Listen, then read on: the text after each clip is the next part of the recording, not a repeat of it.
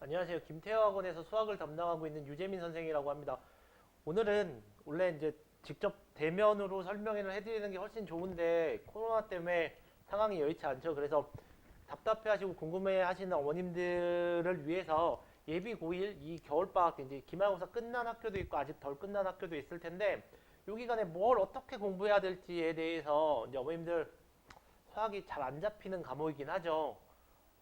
1학년 때 해보니 될 것 같으면서도 안 되고 열심히 하는데 성적이 안 오르는 학생들도 있고 한데 자 1학년 때 내용은 수능까지 그러니까 뭐 내신도 중요하고 수능도 당연히 중요한데 길게 봤을 때 수능에는 안 들어가는 기본이 되는 파트긴 하지만 수능에는 안 들어가요. 근데 직접적으로 수능에 문과든 이과든 영향을 미치는 게 수원 수투입니다, 어머니. 그리고 수원 수투부터는 1학년 때 공부 방법과는 조금 다른 방향으로 가야 돼요. 뭐냐 이제 그거에 대해서 설명을 드릴 텐데 자, 제가 예비 고2 윈터에 수업을 깔아놓은 게 수원 기본, 수투 기본에 대한 수업을 깔아놨습니다. 수원 기본과 수투 기본. 그냥 다 기본 강의로만 구성이 되어 있는데요. 왜냐? 우리 학생들이 수학 상하는 중학교 때 좀 비교적 그 선행할 시간도 많고 여유도 많으니까 공부를 많이 하고 올라왔단 말이죠. 그런데 수원 수투는 보긴 봤어도 오래전에 봤죠. 중학교 때 봐서 까먹었거나 혹은 뭐 제대로 개념 정리가 안 돼 있거나 아예 못 보고 지금 내신만 잡다가 온 학생들도 있어서 뭐 응용, 심화 이런 것도 좋긴 한데 기본기부터 철저하게 다진다는 생각으로 수원수투 기본을 깔아놨어요, 어머님들. 네, 기본이라고 해서 아주 쉬운 것만 하냐 그건 아니고요. 내신에서 2등급 이상 맞을 수 있게 하는 내용을 담아놓은 거거든요. 그래서 마냥 쉽지는 않습니다. 학생들이 부담 없이 그냥 처음 듣는 학생들도 들을 수 있는 강의부터 천천히 한다는 뜻이지 뭐 완전 쉬운 것만 한다 이런 뜻은 아니에요. 그래서 수원 기본은 자 수투 기본 똑같습니다. 2학년 때 같이 하는 학교도 있고요. 이거 1학기 때 배우고 이거 2학기 때 나가는 학교도 있고 그 다음에 수원 수투를 1학기 때 같이 나가는 학교도 있고요. 뭐 이거 되게 다양해서 겨울방학 때 커리를 한번 돌려야 되는 건 맞는데 자, 수원도 그렇고 수투도 그렇고 공부 포커스가 조금 바뀌어야 돼요. 왜냐면 1학년 때는 1학년 내신은 무조건 어디서 나오냐면요. 뭐 이렇게 내신형 문제집도 있죠. 그런 문제들이나 혹은 아니면 그 이 지역, 영통 지역이나 용인 지역, 뭐 동탄 지역, 지역 학교 기출 문제들 모아놓고 많이 풀어보면 적응이 됐어요. 그런데 2학년 때부터는 뭐가 달라지냐면요. 얘네가 수능 직접 연계 과목입니다.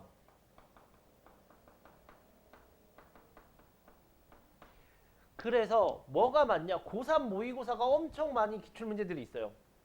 어려운 문제, 킬러 문제 뭐 엄청 많이 있거든요. 그동안 쌓여있는 게. 그래서 여기서부터는 1학년 때는 내신 대비 문제집들 혹은 다른 학교 기출문제들 위주로 풀어서 내신 대비를 했다면 2학년 때부터는 무조건 수능평가원 교육청 모의고사. 자, 공부 포커스를 수능, 교육청,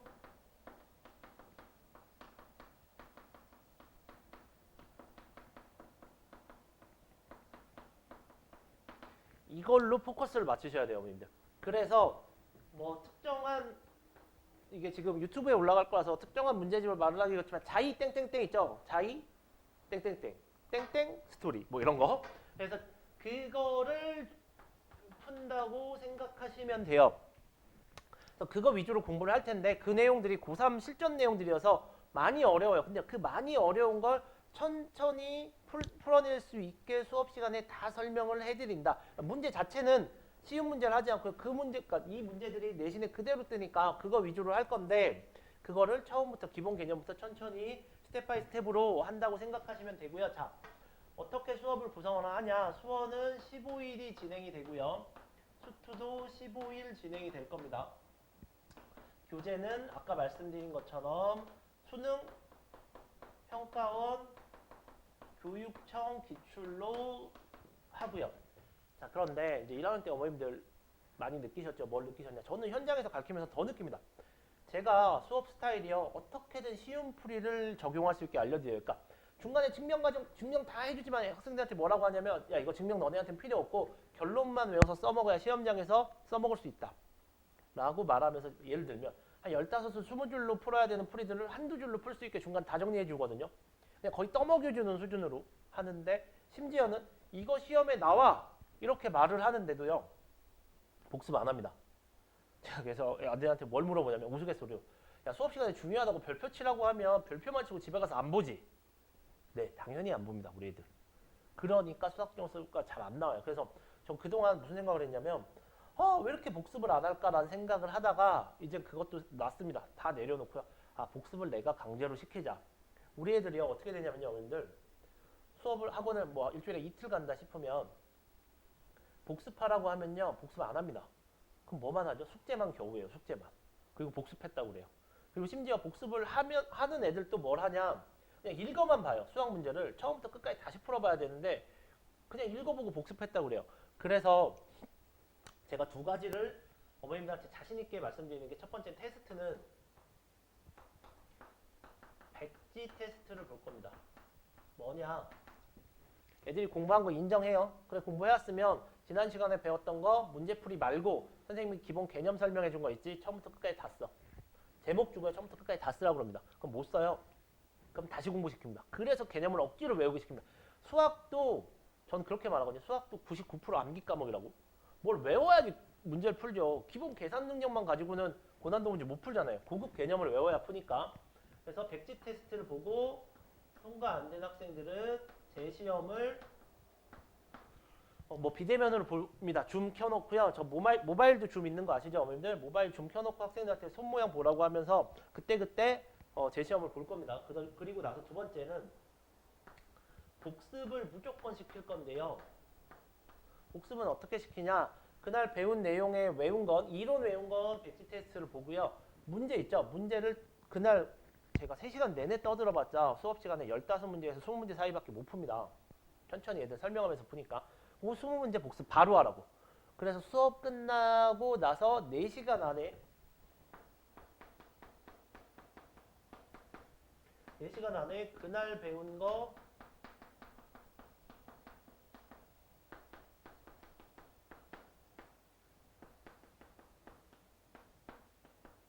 그날 배운 걸 다시 풀어서 제출하게 만들 겁니다.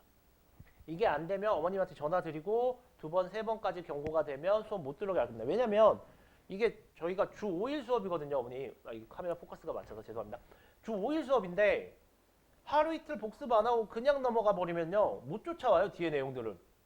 그리고 다 예를 들어 연결이 안 되는 내용들이면 그럴 수 있어요. 근데 이게 수투도 그렇고 수원도 그렇고 그러니까 수원끼리 연결되고 수투끼리 연결되는 내용들이 있거든요. 그래서 그게 복습이 안 돼 있으면 뭐 그냥 들으나마 그냥 가서 어머님들 학원 보내면 되게 안심될 수도 있겠지만 학원에 와서 그냥 멍 때리고 칠판만 보고 있는 학생들 사실 많거든요. 그렇게 안 만들기 위해서 제가 이렇게 하고요. 과제는 저희가 주 5일 수업이다 보니까 하루 25문제 정도만 학생들한테 제공할 예정입니다. 더 풀면 좋긴 한데 뭐 수학만 공부할 게 아니니까요. 수학만 하루에 6시간, 7시간 공부할 게 아니니까 그래서 매일 조금씩 하는 게 더 효과적이어서 이렇게 진행을 할 겁니다. 어머님들 제가 설명회 때마다 어머님들한테 말씀드리는 게 있어요. 뭐냐? 저 수학 되게 잘 가르칩니다.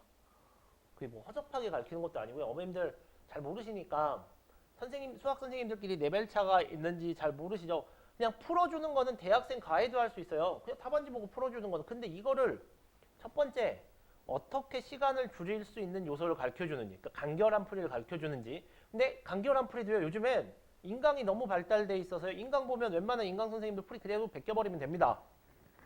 그래서 이것도 별 차별성이 없어요. 두 번째는 뭐냐?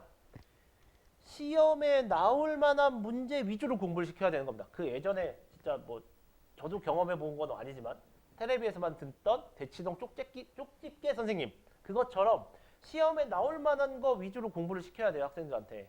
그렇지 않으면 그 시중에 나와 있는 수천 수만 문제 중에 뭐가 나올지 모르거든요. 그런데 그런 걸 학생들한테 제시하는 능력. 요번에 망포고 고1 시험에도요, 어머님.